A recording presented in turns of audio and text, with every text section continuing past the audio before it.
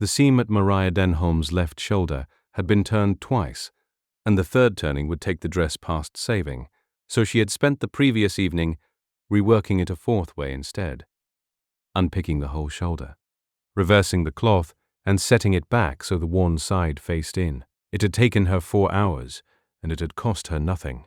And standing now in the long gallery at Renfield Hall among 11 women in silk, she understood exactly how much that particular economy was about to be worth. "Oh, my dear," said the tall one sweetly, having taken in the whole of Maria's dress in a single practiced sweep from hem to collar. "You've come to the wrong door. The housekeeper's post is filled through the village. This is His Grace's own interview. I am aware," I answered the advertisement, "for librarian," the word carried. 2 of the others turned. "Forgive me.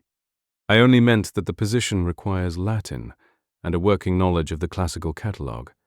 And I confess, I'd assumed." She let the pause do the work, and let her eyes travel once more, deliberately, over the mended shoulder. "Well, one assumes certain things." "One does," Maria agreed, and said nothing else at all, which the tall one found considerably less satisfying than an argument. They laughed at her twice more before the doors opened, once at her boots, which were honest and old, and once at the fact that she had brought no letters of introduction, only a small worn folio under one arm.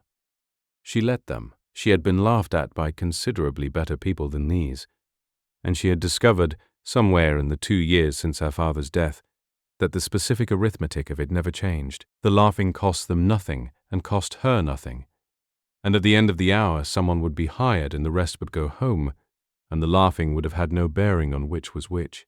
The doors opened. The steward called the first name.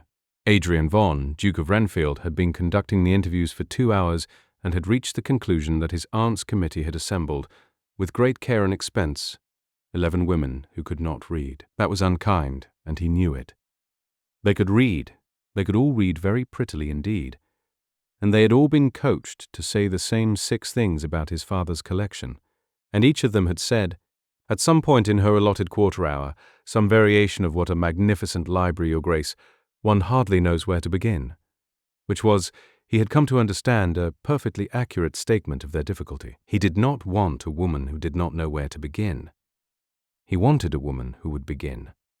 The 11th had just gone. The steward opened the door for the 12th, and Adrian, who had stopped looking up somewhere around the 7th, did not look up now. "Miss Denholm, Your Grace. Miss Denholm." He turned a page of the catalogue he was pretending to consult. "My father assembled some 9,000 volumes across 40 years and left no index of any kind. I am told this is a magnificent library and that one hardly knows where to begin. Where would you begin?" "The Hakluyt," she said. His pen stopped. "I beg your pardon. You have a first Hakluyt on the 3rd shelf of the north wall, 2nd case, spine out, in a room with a south-facing window and no shutter." She said it without any particular emphasis, as though reporting the weather. "It has been in that light for some considerable time. Before anyone indexes anything at all, Your Grace, someone ought to move it, because in 18 months there will be nothing left on the spine to index." Adrian Vaughan looked up. She was standing in the middle of his floor in a dress that had been turned at the shoulder. He could see the seam from where he sat, and he could see, more to the point, that whoever had turned it had done it exceptionally well, holding a worn folio under one arm and looking at him with the flat, unbothered patience of a woman waiting to be told whether the interview had ended. "You saw that through the doorway," he said. "In the, 4 seconds you were in the corridor. The door was open when the last lady came out, Your Grace. What else did you see in 4 seconds?" "That the Johnson is shelved with the theology, which I imagine would have amused him. That someone has put the folios upright, which is why the 3rd case is bowing in the middle and will crack within the year if the weight is not redistributed. And that there is a gap on the 2nd shelf of the west case, exactly wide enough for 4 volumes, which suggests either that something has been sold or that His Grace's own reading habits are more interesting than the catalogue admits." She paused. "I would not have mentioned the last one, but you did ask what else." There was a long silence in the room. "What is in the folio?" Adrian said. "My father's index of his own library." He was a bookseller in Ipswich. 2,000 volumes indexed by hand, by author and subject and provenance, cross-referenced. I did the last 400 myself, when his eyes went. She held it out. It is not a letter of introduction. I have not got one of those. It is the only thing I own that answers the question you are actually asking. He took it. He opened it at random, somewhere in the middle, and read half a page, and then another half page, and then closed it and set it down on his desk with a care that he was distantly aware had not been present in anything he had touched all morning. "The post is yours," he said. £40 a year and a room. When can you start?" "I am in the room, Your Grace." "So you are." He looked at her a moment longer and did not say the rest of it. Did not say, "I have been sitting here for 2 hours listening to women tell me my library is magnificent, and you are the first person in 4 years who has looked at it and seen that it is dying." Because it was too much to say to a stranger, and because he could not have entirely explained, even to himself, why the sight of that reversed shoulder seam had done something to his chest that the 11 silk dresses had not. "Fetch Mrs. Fell. She'll see about your room." The 11 found out in the corridor. Maria heard the tall one's voice quite clearly through the door as she went to find the housekeeper, the little brown one. "He can't have," and did not slow down, and did not smile, and discovered somewhere around the second staircase that her hands were shaking rather badly. £40 a year. She had come to Renfield on a hired seat with 11 shillings, and she had spent 4 of them on the coach, and 2 on a room the night before, and she had 5 shillings in the world and a dress with a turned shoulder, and she had just been given £40 a year and a room in a house with 9,000 books in it. She did not let herself cry until the door of the room was shut. Then she sat down on the edge of a bed that was hers and put her face in her hands for exactly 4 minutes, and then she got up and washed her face and went to move the hackluet out of the light. That was where the Duke found her an hour later, when he came to say something he had not yet worked out the words for, standing on a library chair with her sleeves pushed to the elbow, the great hackluet cradled against her chest like something injured, murmuring to it under her breath. He stood in the doorway and did not announce himself, and the thing in his chest did it again. The house decided about her in a week, which was faster than houses generally managed. Mrs. Fell, the housekeeper, put her at the foot of the servants' table, below the ladies' maids, which was technically correct and pointedly so. The upper servants at Renfield had been arranged in the same order for 19 years and did not care to be rearranged by an advertisement. Maria took the seat without comment, ate what was in front of her, and asked the second footman who had been at Renfield since he was 11 whether the north gallery had always leaked. "Since before I come, miss." "And has anyone told His Grace?" The whole table looked at her. "You don't tell His Grace things, miss," the footman said, with the patience of a man explaining water to a fish. "He asks, you answer, and if he doesn't ask, then it don't want telling." Maria thought about that for the rest of the meal, and for a good part of the night, and concluded that it explained rather more about a library dying in a south window than any amount of neglect ever could. The house was not careless. The house had been trained. She had been at Renfield 11 days before she understood what was wrong with the library, and it was not the light, and it was not the shelving. It was the gap, 4 volumes wide, second shelf, west case. She had noticed it in 4 seconds through an open door and had said so out loud like a fool. And she had spent 11 days telling herself it was a sold set, or a loan or a nephew's borrowing. And on the 11th day she found her father's own handwriting in the Renfield catalogue. Not her father's index. The Renfield catalogue, a page tipped in near the back, in a hand she had known her entire life, listing 4 volumes of a Caxton Chaucer, with a valuation, and a date, and the initials of the man who had signed for them. Her father had sold this house 4 volumes of Caxton in 1814. Her father had been dead 2 years, and had died owing money he could not account for, and here was his hand in a Duke's catalogue, and the initials beside it were not the old Duke's. They were J.F. Josiah Fell had been steward at Renfield for 19 years, and his wife kept the house, and Maria understood by the end of the second week that she had walked, in a mended dress, straight into the middle of something that had been running quietly for a very long time. She did not go to the Duke. She went to the shelves. 9,000 volumes and no index meant no one could ever prove a thing was missing. And Maria Denholm was. She said it to herself flatly, in the dark, sitting on the library floor at 2 a.m. with a candle and her father's folio. The single most dangerous person to have entered this house in 19 years, because she was the only person in it who could count. She counted for a month. It was not detective work. It was the opposite of detective work. It was the most boring thing she had ever done in her life, and that was precisely why it had never been done.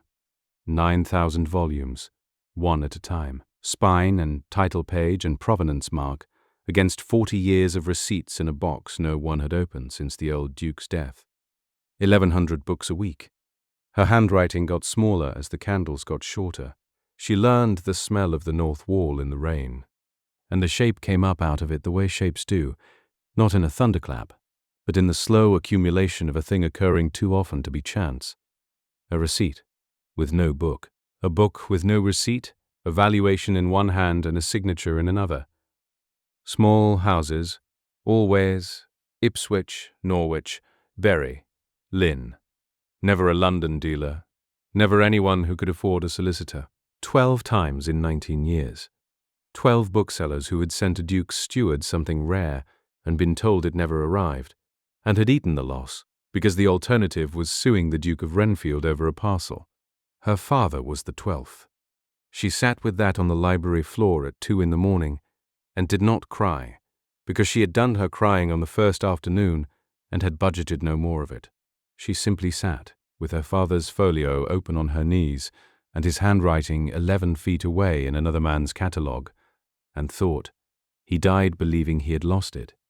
He died believing he had made a mistake he could not find, and it was on a shelf in Rotterdam or Paris or a private room in London, and a man ate roast beef in this house for 19 years on the strength of it. I could burn the page, she thought. No, I could take the page. Tonight, Ipswich by Thursday, the page to the county paper, my father's name clear by Sunday, and I would never have to look at any of them again. She sat with that too, honestly, for a long moment, because she had learned there was no use pretending you had not thought a thing. Then she got up and put the folio away and started on the 1,100 books of the 5th week, because the page cleared her father, but the 31 sheets cleared all 12, and 11 of those men were still alive, and she was the only person in England who could count. You are not sleeping, Adrian said. It was the 4th week, and he had taken to coming to the library in the evenings, and had stopped pretending it was to check on her progress, somewhere around the 2nd week. He sat in the window seat now with his coat off, which no Duke in Maria's limited experience had ever done in front of a servant, and watched her work. I am indexing 9,000 volumes, Your Grace. Sleep is a later problem. Mrs. Fell says you've had the 3rd case apart. The 3rd case was bowing. I told you it would crack. She did not look up. It has been redistributed. Miss Denholm. He waited until she did look up. In 4 years, no one in this house has told me a single thing I did not ask to hear. You have told me 11, and 4 of them were unpleasant, and I find I have begun to look forward to it, which my father would have found symptomatic of something.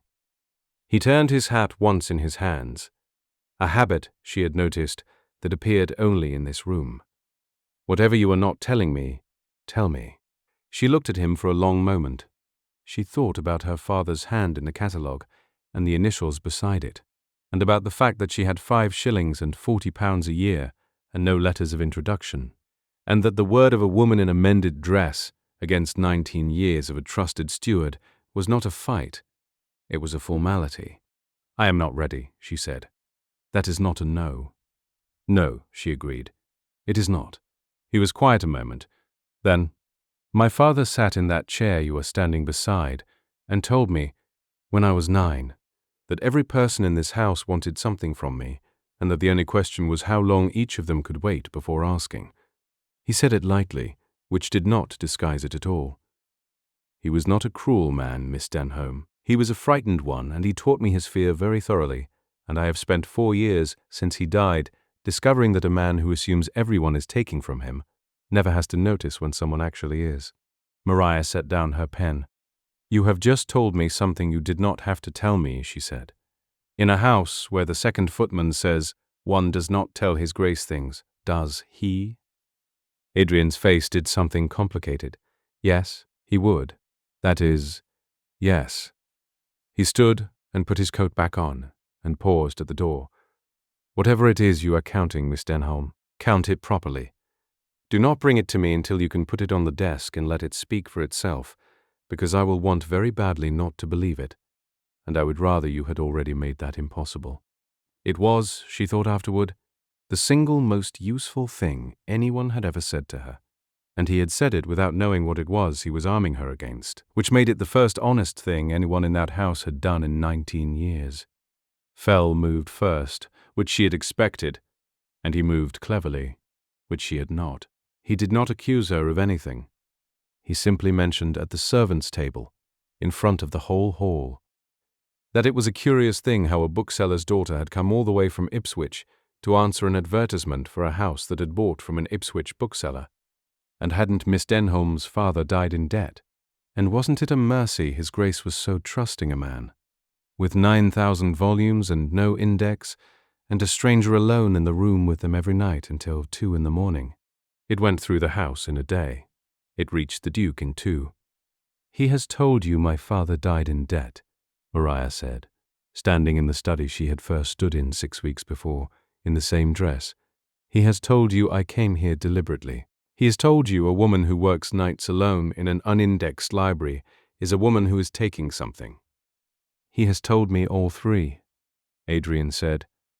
And Adrian Vaughan, who had been raised by a man who taught him that everyone in his house wanted something from him, and that the only safe assumption was theft, heard 19 years of a trusted steward's voice in his head, and heard 4 weeks of a woman telling him unpleasant things he had not asked to hear, and found, to his considerable shame, that the two were not weighing evenly. "Show me your hands," he said. She held them out. He did not know why he had asked. They were ink-stained to the second knuckle, and there was a splinter she had not got out, and a callus across the right palm from 4 weeks of lifting folios, and he looked at them for rather too long. "Get out," he said. Not from the house. From this room. I need an hour, and I cannot have it while you are standing there looking at me like that." She got out. He sat alone for considerably more than an hour. The trouble was that Fell's version was good. That was the thing Adrian kept turning over. It was not a lie in the ordinary sense. Every fact in it was true. Her father had been an Ipswich bookseller. He had died in debt. She had answered an advertisement for a house that had bought from Ipswich. She did work nights, alone in a room with 9,000 unindexed volumes and no witness. A man could build that into a rope without inventing a single strand. And underneath it, older and quieter and considerably harder to argue with, sat his father's voice. "Everyone in this house wants something from you. The only question is how long each of them can wait before asking." 6 weeks. She had waited 6 weeks. That was, the voice observed reasonably, exactly what a patient person would do. He got up at some point and went to the library, and did not go in. She was on the chair with her sleeves to the elbow and the 1100th book of the week open across her knees, working by one candle because she had been told the household budget for candles, and had decided, without being asked, to stay inside it. £40 a year, 1 candle, 2 in the morning, 6 weeks. She is either the most patient thief in England, Adrian thought, or I am about to do to her precisely what my father did to everyone who ever loved him. He went back to the study and sat down again and did not sleep at all.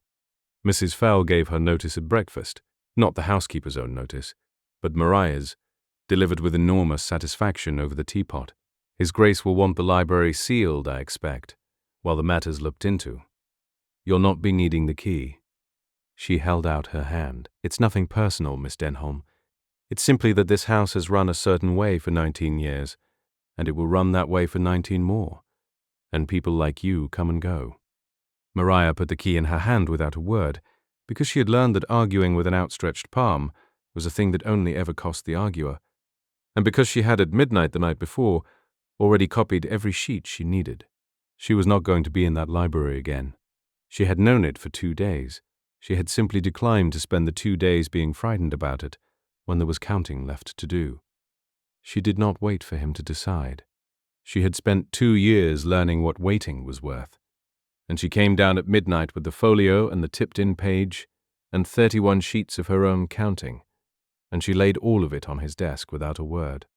4 volumes of a Caxton Chaucer, she said, sold to this house in 1814 by my father, valued at £300, signed for by J.F. They are not in this library.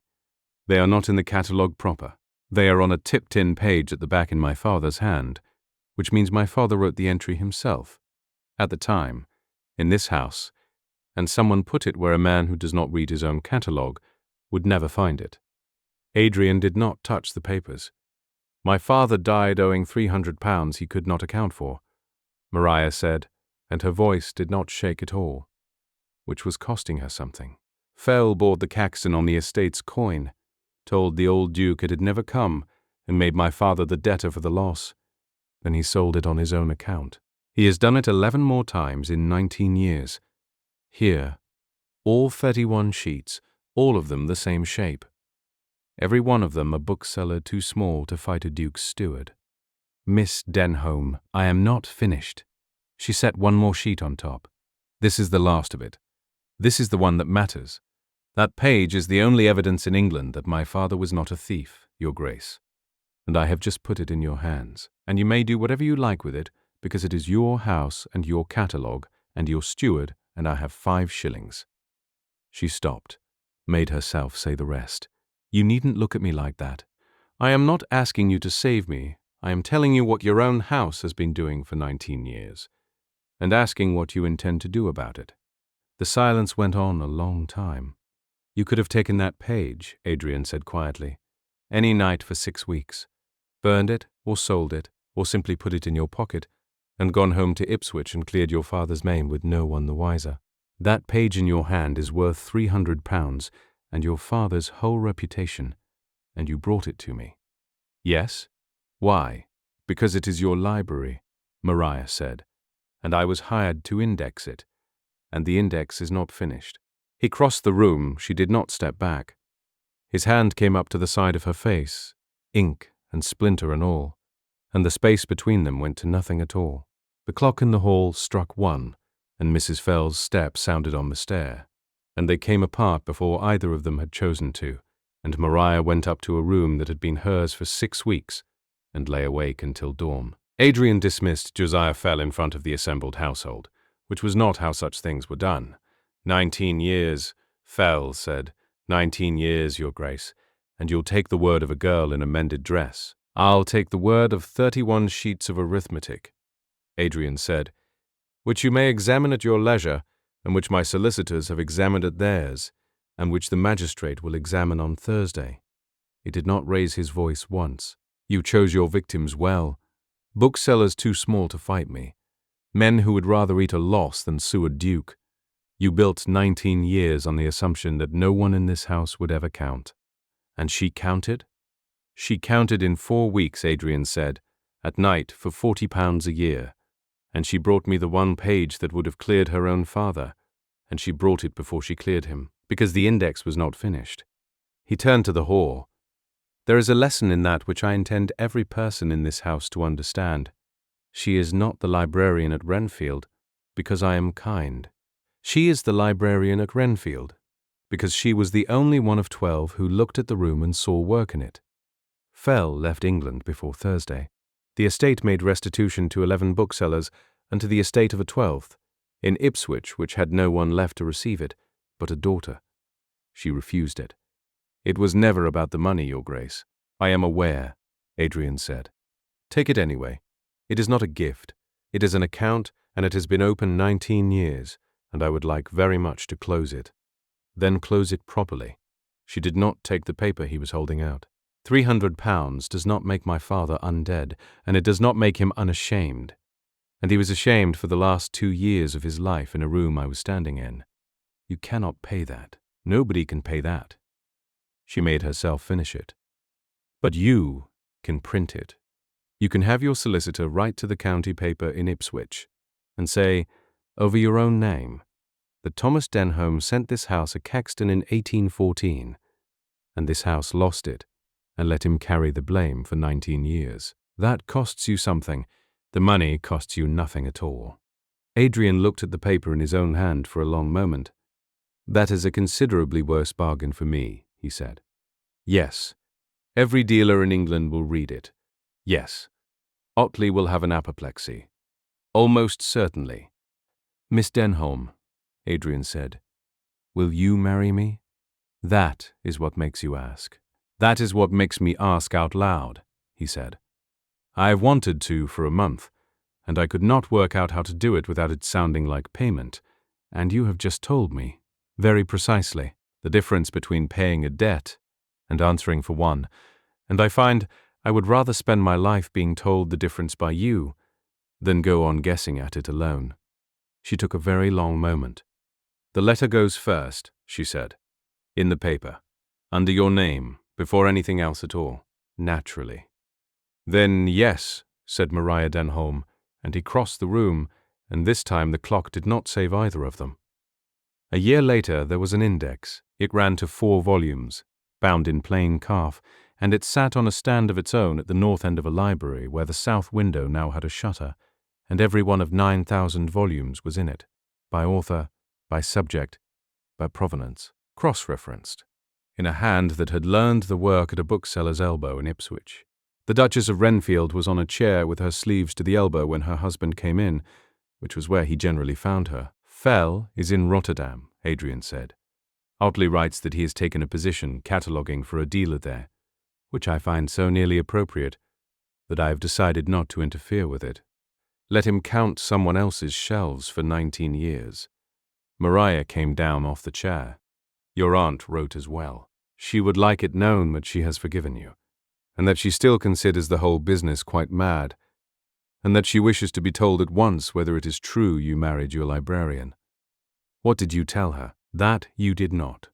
She slid the volume home and set her hand flat on the spine of the index for a moment, the way she still did, most days, without noticing. "I told her the librarian is still very much employed, Your Grace, at £40 a year, and has no intention of resigning the post. The marriage is a separate arrangement entirely." Adrian laughed, the particular laugh she had heard for the first time from a library chair in her 4th week and had been quietly collecting ever since, and kissed his wife, in a room that had once been dying, under a window that finally had a shutter, in a house where 12 women had once stood in a corridor, and only one of them had looked through the open door,